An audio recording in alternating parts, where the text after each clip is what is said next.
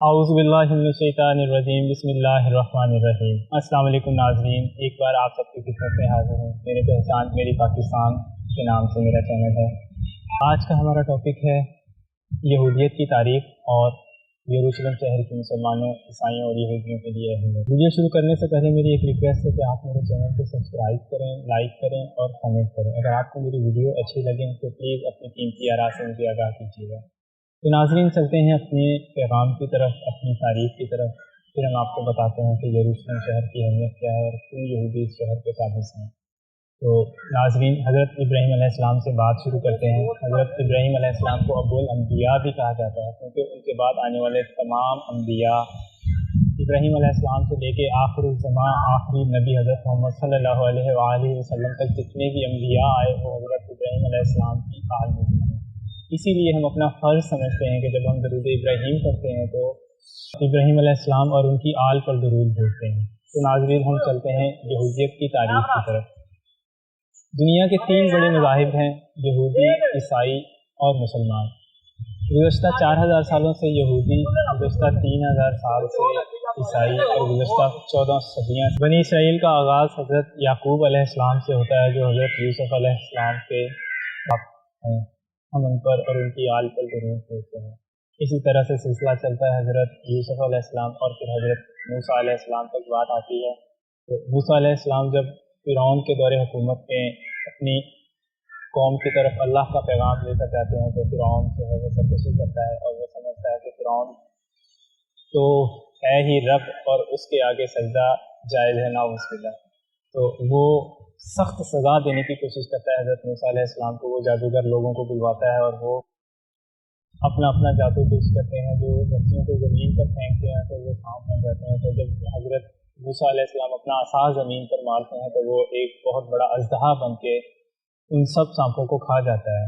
تو اس کے بعد فرعون اپنے فوجوں کو پیغام بھیجتا ہے اپنے شہروں میں کہ ایک باغی کو ہم نے قتل کرنا ہے۔ تو بنی اسرائیل کو اللہ پاک کے حکم سے حکم ہوتا ہے کہ آپ اس شہر کو چھوڑ دیں اور پھر دریا پار کر کے چلے جائیں۔ جب فرعون کو اس چیز کا علم ہوتا ہے تو وہ اپنی فوجیں لے کر نکلتا ہے اور دریا کے سامنے جب سامنے پہنچتے ہیں تو موسیٰ علیہ السلام اللہ کے حکم سے اپنا عصا زمین پہ مارتے ہیں تو وہ سمندر 2 حصوں میں بڑھ جاتا ہے اور وہ رستہ ان کے لیے بن جاتا ہے اور وہ رستہ پار کر کے دریا کے دوسری طرف چلے جاتے ہیں۔ اور اسی طرح سے فرعون جو کہ دنیا کے لیے عبرت کی نشانی ہے وہ غرق ہو جاتا ہے، اور پھر غرق ہونے کے بعد سمندر بھی اس کی لاش کو قبول نہیں کرتا اور اس کو باہر پھینک دیا جاتا ہے۔ اور جو آج تک 4000 سال گزرنے کے بعد بھی آج تک نشان عبرت ہے، اللہ کی نشانیوں میں سے ایک نشانی ہے، کیونکہ اللہ رب العزت ذوالجلال والاکرام ہے، جب وہ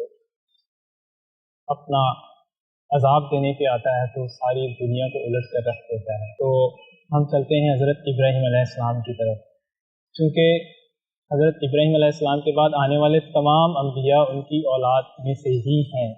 تو جب ابراہیم علیہ السلام نمرود کی آگ سے بچتے ہیں تو انہیں اللہ کی طرف سے حکم ہوتا ہے کہ اپنے بھتیجے حضرت لوط علیہ السلام کے ساتھ ارض مقدس جس کو یروشلم کہا گیا ہے اس کی طرف رخصت کر جائیں۔ تو یہودی اس بات سے کلیم کرتے ہیں کہ یہ وہ شہر ہے جہاں پہ ہمارے جد امجد ابراہیم علیہ السلام نے آ کر قیام کیا اور یہاں پہ اس کی بنیاد رکھی، یروشلم شہر کی۔ تو اس کے بعد بات نکلتی ہے جب بنی اسرائیل کو رومی امپائرز جو ہیں ان کو مارتے ہیں، ان کو قتل کرتے ہیں، تو پھر یہ اللہ سے دعا کرتے ہیں کہ اللہ ہمیں کوئی ایسا نبی عطا کر جس کو بادشاہت بھی نصیب ہو اور ہمارے حالات بہتر ہو سکیں۔ تو اللہ بنی اسرائیل کی دعا قبول فرماتے ہیں اور انہیں حضرت داؤد علیہ السلام، جن کو قرآن میں حضرت آدم علیہ السلام کے بعد خلیفہ کہا گیا ہے، حضرت داؤد علیہ السلام کو نبوت سے سرفراز بھی کرتے ہیں اور انہیں بادشاہت بھی عطا کرتے ہیں۔ یہ وہ سنہری دور ہے یہودیت کا جس یروشلم کو آباد کرتے ہیں، اور یروشلم سٹی کی جو بنیاد ہے وہ رکھی جاتی ہے حضرت داؤد علیہ السلام کے دور سے۔ تو داؤد علیہ السلام کو بشارت دی جاتی ہے کہ آپ جو ہیکل تعمیر کرنے والے ہیں، جس کو ہیکل سلیمانی کہا جاتا ہے، یہ اگر آپ تعمیر کریں گے تو یہ آپ کے دور میں کمپلیٹ نہیں ہوگا، اس کو آپ کے بیٹے یعنی کہ حضرت سلیمان علیہ السلام کمپلیٹ کریں گے۔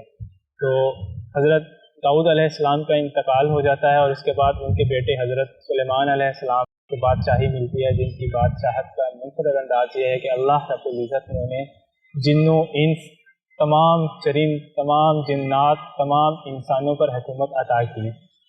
قرآن میں جس کا ذکر ملتا ہے کہ حضرت سلیمان علیہ السلام اللہ سے دعا کرتے ہیں کہ اے میرے اللہ مجھے بخش دے اور مجھے ایسی حکومت عطا کر جو میرے بعد کسی کو بھی نصیب نہ ہو۔ تو اللہ رب العزت ان کی دعا قبول کرتے ہیں اور انہیں ایسی بادشاہت عطا کرتے ہیں کہ ان کے بعد کسی کو ایسی حکومت عطا نہیں کی گئی۔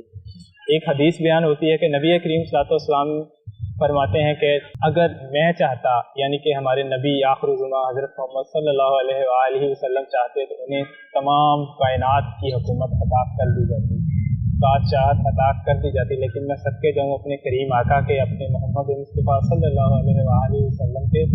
وہ کہتے ہیں کہ مجھے اپنے بھائی سلیمان علیہ السلام کی اس دعا کی لاج ہے، ورنہ اگر میں دعا کرتا اپنے رب سے تو اللہ مجھے تمام کائنات کی حکومت عطا فرماتے تھے۔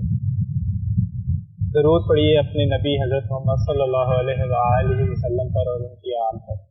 تو اس کے بعد ہم چلتے ہیں بنی اسرائیل کی طرف۔ تو چونکہ حضرت داؤد علیہ السلام ہیکل کی تعمیر شروع کر چکے ہوتے ہیں، تو لیکن ان کے دور حکومت پہ وہ کمپلیٹ نہیں ہوتا۔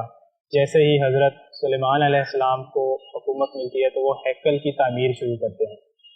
ہیکل جو ہے وہ اس طرح سے سمجھنے کہ وہ یہودیوں کے لیے وہ قبلہ ہے، وہ کعبہ ہے، جیسے ہمارے لیے مکہ مکرمہ عزیز تر ہے، ویسے ہی یہودیوں کے لیے، یہودیوں کی تاریخ کے لیے اگر دیکھا جائے تو یروشلم شہر ان کی آباء و اجداد کا شہر، اور اس کے ساتھ ہیکل سلیمانی جو ہے وہ ان کا قبلہ اور کعبہ ہے۔ تو حضرت سلیمان علیہ السلام بھی تعمیر شروع کرتے ہیں اور وہ جنات کو اس کی تعمیر میں اپنے ساتھ شامل کرتے ہیں۔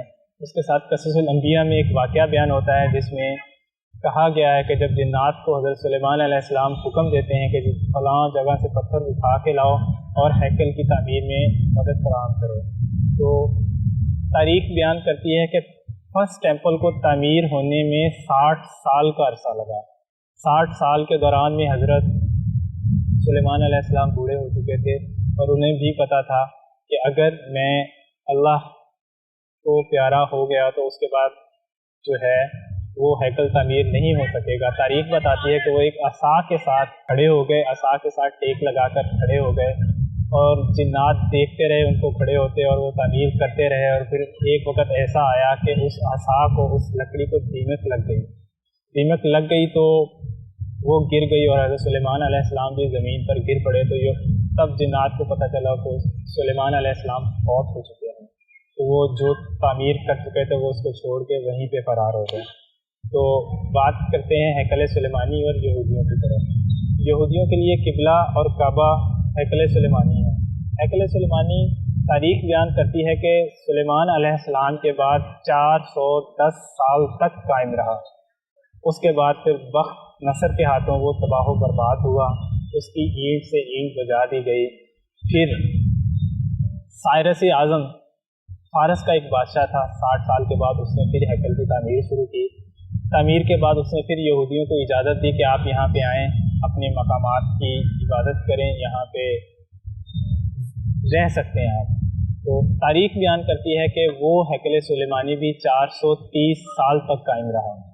اس کے بعد پھر رومی بادشاہ ٹائٹس کے ہاتھوں اس طرح ہیکل سلیمانی کی اینٹ سے اینٹ بجائی گئی کہ اس کے نام و نشان تک نہ بچے، اور وہ تابوت سکینہ جس میں حضرت موسیٰ علیہ السلام کا عصا، حضرت ہارون علیہ السلام کا عصا، حضرت ہارون علیہ السلام کے لباس اور حضرت موسیٰ علیہ السلام کو جو کوہ سینا پہ 2 تختیاں اللہ رب العزت نے عطا کی تھی وہ، اور بن و سلوہ کے برتن، وہ بنی اسرائیل کی ایک روایت تھی کہ جیسے ہی کوئی نبی تاج پوشی کسی نبی کی جاتی تو تابوت سکینہ ہیکل سلیمانی اس کے پاس اس کے ساتھ بیٹھ کے ایک پتھر پہ ان کی تاج پوشی کی جاتی۔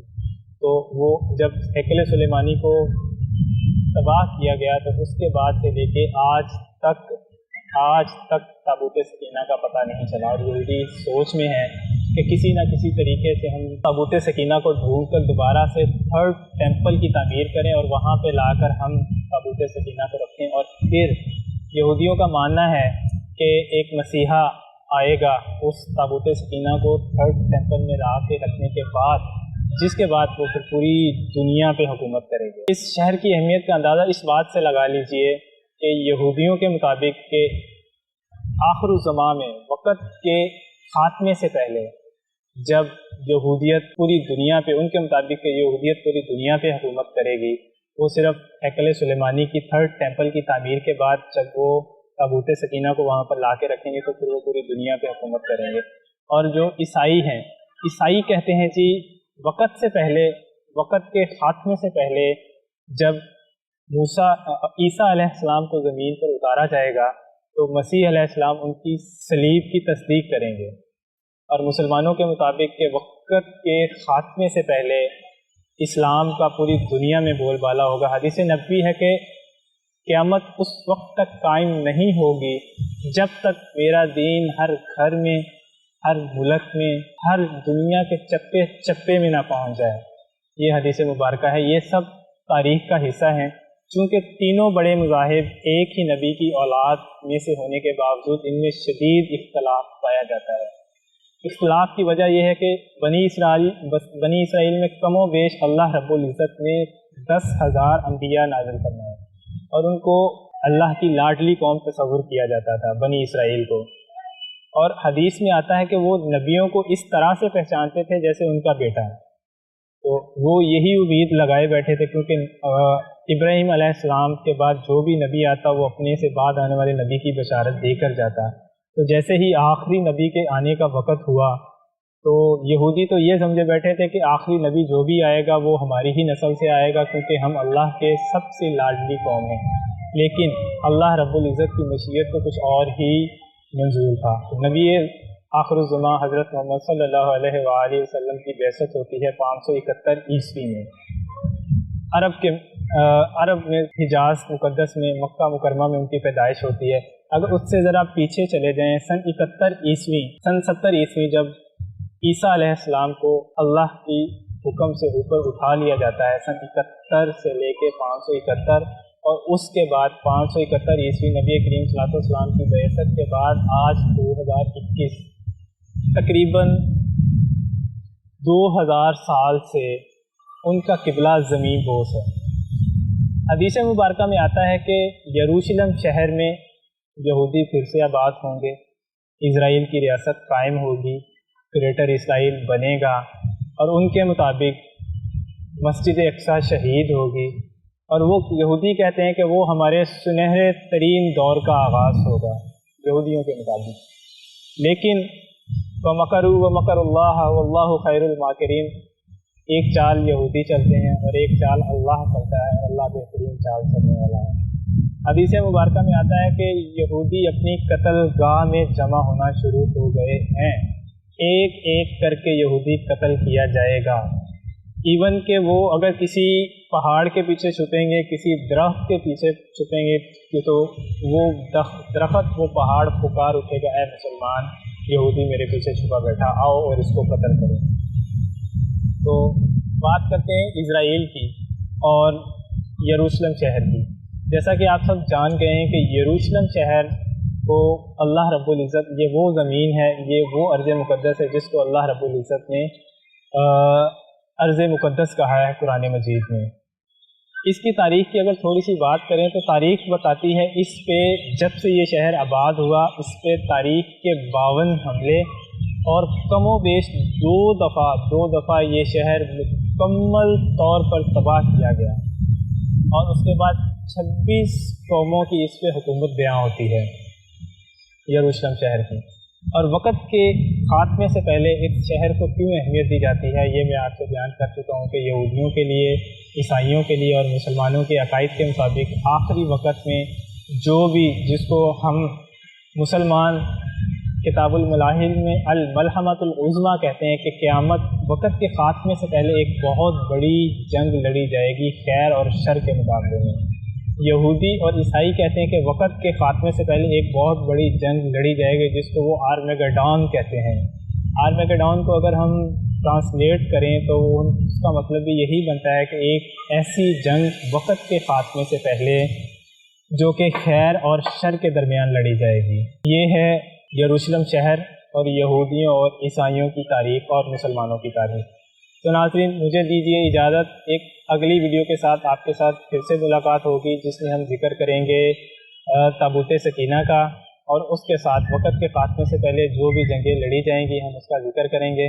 مجھے دیجیے اجازت، اپنا اور اپنے گرد و نواح سب کا خیال رکھیے گا۔ پاکستان زندہ باد، پاکستان پائندہ باد۔ السلام علیکم۔